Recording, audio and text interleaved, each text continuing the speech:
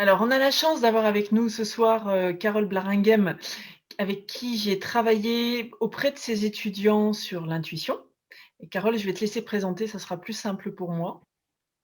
Alors, je suis directrice déléguée d'Hémisphère Design School à l'Université catholique de Lille et en même temps, je suis responsable pédagogique du Master Management de l'innovation et Design Thinking, qu'on appelle plus couramment le Master 360 au sein de l'Institut catholique de Lille. Qu'est-ce qui t'a décidé, quand je suis venue te trouver, de me dire oui pour, proposer des formations auprès de tes étudiants en intuition, sachant qu'à la Catho, à la faculté catholique de Lille, aucune formation en intuition, à ma connaissance, n'avait été proposée avant ça? Alors, tu as raison, aucune formation n'avait été proposée sur l'intuition avant qu'on ne se rencontre. Mais c'est mon rôle de responsable pédagogique d'un master en management de l'innovation que d'aller chercher des cours sur des matières qui ne sont pas des matières habituelles. Mes étudiants développent ce qu'on appelle les soft skills. Et dans le cadre de ces soft skills, je pensais que l'intuition avait sa place. Mmh. Tu peux développer?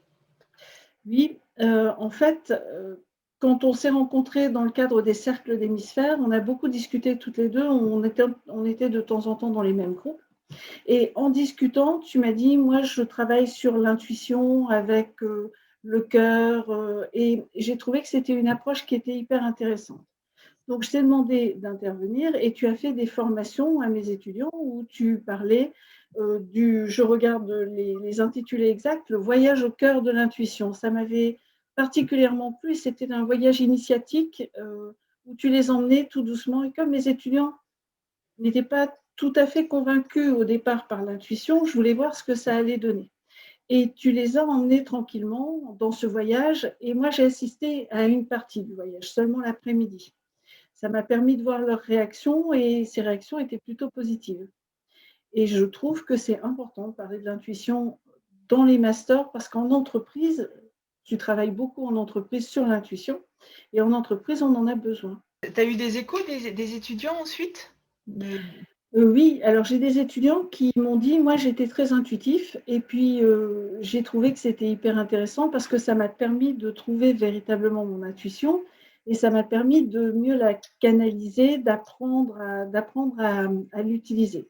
J'en avais d'autres qui étaient complètement sceptiques et plus que sceptiques, je ne sais pas si tu te souviens, et ces étudiants-là, sont venus me voir en me disant: eh bien, finalement, j'étais sceptique, mais il y a des choses, alors c'est pas la totalité encore, mais il y a des choses qui passent mieux et je comprends parfois ce qui m'arrive et finalement, je suis intuitif quand même, même si je ne le suis pas toujours, mais je suis intuitif quand même. Et puis, il y a les étudiants qui disent, ben, on n'en veut pas plus et je ne sais pas si tu te souviens, les étudiants qui ont dit: «On n'en veut pas plus» cette année, ils en ont redemandé. Suite à ton voyage Ah oui, initiatique, tu as raison. les étudiants du master 2 m'ont dit: «Ah bah, c'est pas normal que les master 1 aient une journée pleine et que nous, on n'en ait pas» et donc c'est assez drôle parce qu'ils étaient très sceptiques, ces étudiants de master 2 l'année dernière et du coup, j'en avais pas programmé pour eux cette année et c'est eux qui sont venus demander pour qu'on leur mette une journée d'intuition et c'est ce qu'on a fait et ça s'est très, très bien passé. Et toi, tu as participé aussi au voyage apprenant J'ai participé au voyage apprenant l'après-midi. l'après-midi? Donc, pour, expliquer le voyage au cœur de l'intuition, c'est tout un voyage apprenant où on part sur une île extraordinaire, où on va rencontrer des personnages qui sont particulièrement intuitifs et également des animaux et qui vont nous enseigner, des outils pour développer son intuition.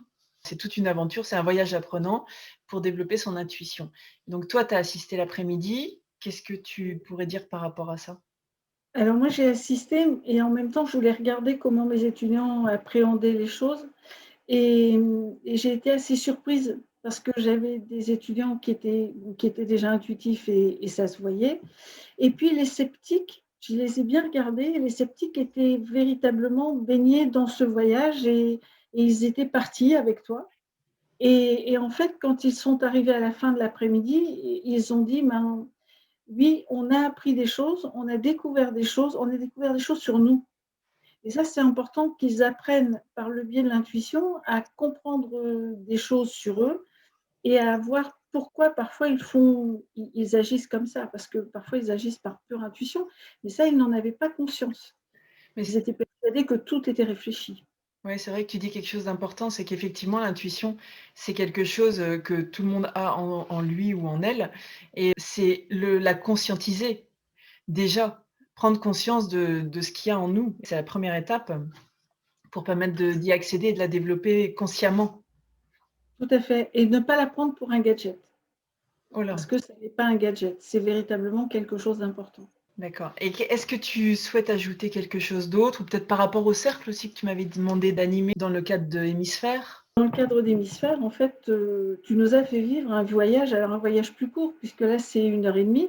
Tu nous Oui. as fait vivre un voyage et ce qu'il y avait de drôle dans ce cercle, c'est que finalement chacun définissait l'intuition avec ses propres mots, à sa propre manière, mais finalement on arrivait tous plus ou moins à la même idée. Mais chacun définit ça avec ses propres mots et c'est ça qui est bien dans l'intuition, c'est que chacun peut y mettre les mots qu'il veut. Ouais. Oui, c'est qu'elle est très personnelle.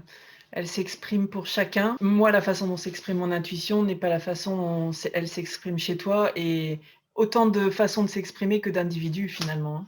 Tout à fait. Et en fait, j'ai bien aimé la manière dont tu as conduit chacun des membres du cercle, puisque tu nous as fait travailler en petits groupes, tu nous as fait exprimer les choses. En fait, les gens exprimaient ce qu'ils avaient ressenti, la manière dont ils... Et ça, tu les as conduits à le faire de manière naturelle et chacun a pris la parole en disant ce qu'il ressentait.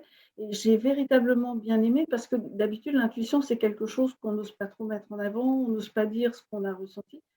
Et là, chacun a véritablement expliqué ce qu'il ressentait, encore une fois, parce que tu étais parti peut-être de ce voyage de la tête au cœur, du cœur à la tête, et tu arrives véritablement bien à mettre les gens en confiance pour que justement ils s'expriment. Et moi, c'est pour ça qu'on travaille ensemble, hein.